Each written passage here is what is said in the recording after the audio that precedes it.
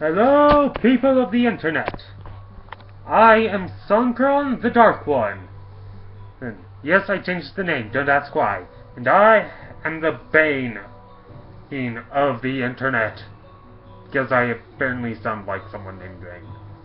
And this is my review of RWBY Volume 2, Episode 1.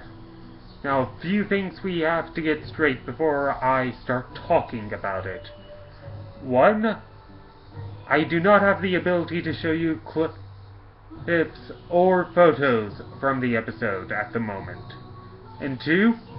This review shall be filled with spoilers.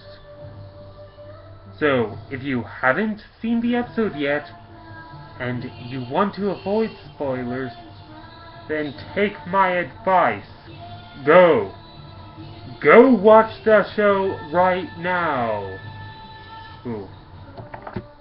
Is everyone who hasn't seen the show yet gone? If so, on with the review. Well, first thing I should mention, the animation. The animation in this episode is far superior to any we had in Volume 1. And I am impressed by how much better the animation has got. It all seems so much more natural. Now there are a few little things here and there, but nothing really distracting or that really stands out in my opinion. Also, the settings and background are a lot more detailed. And there are no more shadow people, which I'm happy about, but I am also really happy with the more detailed backgrounds and settings. It just looks a whole lot better, in my opinion. And wow, did it look great. Another thing to talk about would be the characters.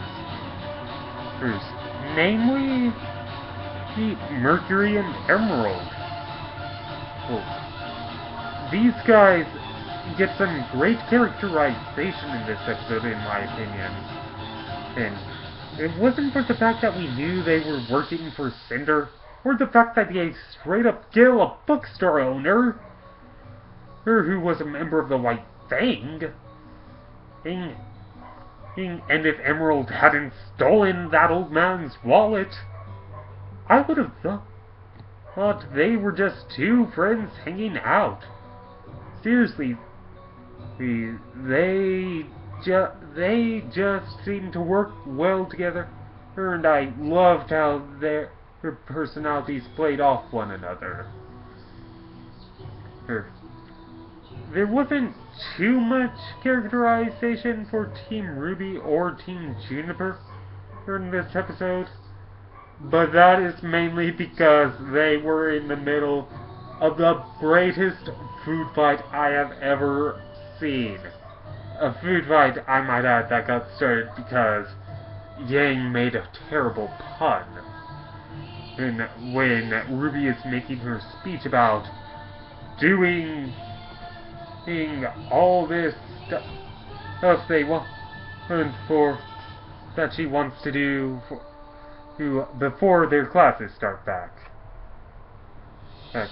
But I'll get back to the food fight in a moment.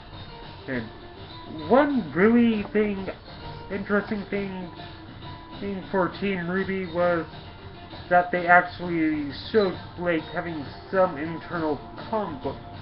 It seems probably due to the stuff with the Roman and the White Fang from the episode Black and White.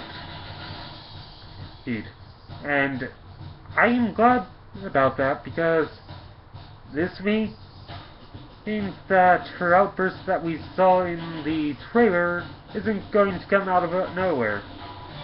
Here, and I'm hoping it's not something that's just forgotten about once we get to that part. Here. Something to note. Well, two things. One, we get a glimpse at Blake's notebook. And in it, we see a picture of Adam from the Black trailer. And I am hoping this means we will get to see Adam again. I liked Adam. And he is one of the characters from the trailers I want to see return. And another thing is, we also see a picture of a rose in her notebook, which I like because it's kind of a reference to the fact that Blake's based off of Belle from Beauty and the Beast. And as we all know, a rose was a central part of that. Anyway, I think it's about time I got to the food fight. Eat. Which actually starts because Yang retaliates when Nora throws an apple at her for making a bad pun. And while we don't see necessarily the beginning, because we cut to Sun and Neptune talking and walking to the cafeteria so Sun can introduce Neptune to everyone. And, of course, they are so busy they don't notice Sean hitting the window. And from that conversation, I do believe Sun has a thing for Blake. I kind of suspected something in Volume 1, but now I am definitely sure of it.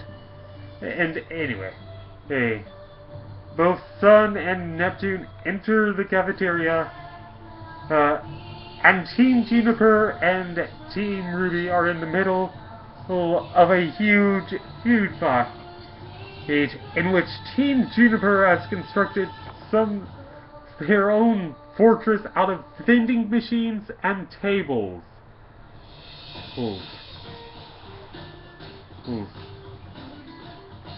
And I can't help but wonder how they found the time to do that. I really can't. I really do wonder that.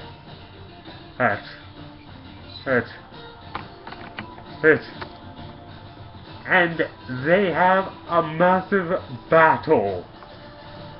And I cannot but describe how awesome this food fight is. It is about as epic as the battle we got in episode 8. With the Deathstalker and Nevermore. And holy shit. Everyone uses his food in sort of ways that they would use their weapons. With Yang using turkeys like she would use her gauntlet. And Nora using a pole and watermelon. And Blake at one point using the chain of sausages as a whip.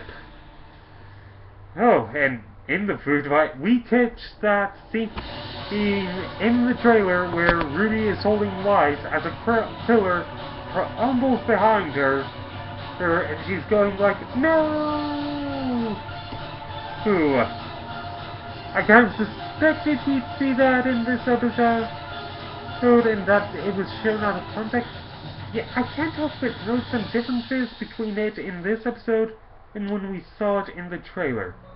For example, in the episode, Wise is holding a swordfish when RWBY is holding her like that, and there is food in China everywhere. Here, and in the trailer, we see none of that.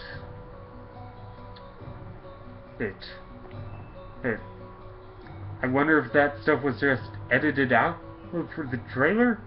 or if this is a mirror of things to come.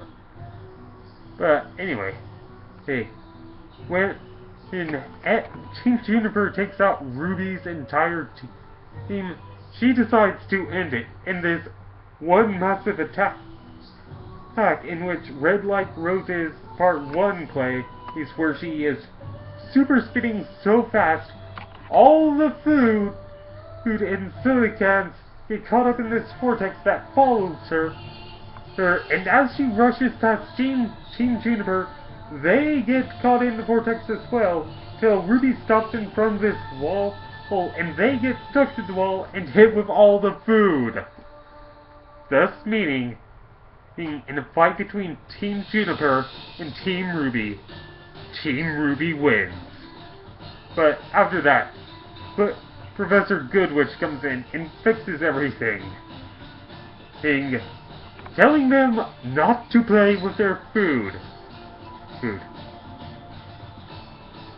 And I am amazed by how easy they got off.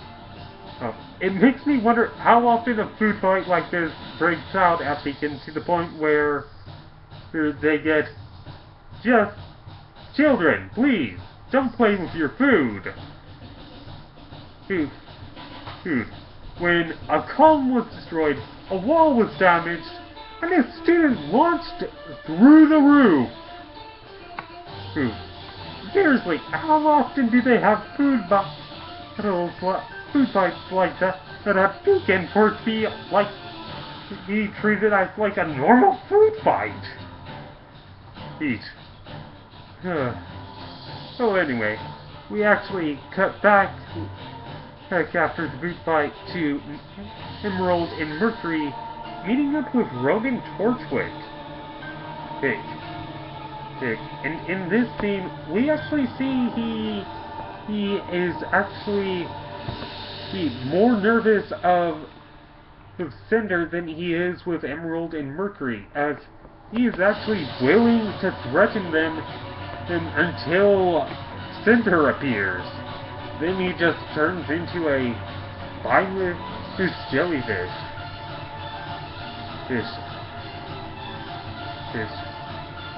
And Cinder announces that they are moving on to phase 2 of the plan, and because now they have enough dust. So they are obviously planning something big. Just don't know what at the moment. But it's going to be big. I am sure of that. And I guess the last thing I should talk about is the voice acting. Everyone, I felt, in this episode did a pretty good job. I thought the voice acting was pretty good. There may be some room for improvement, but I think it's okay.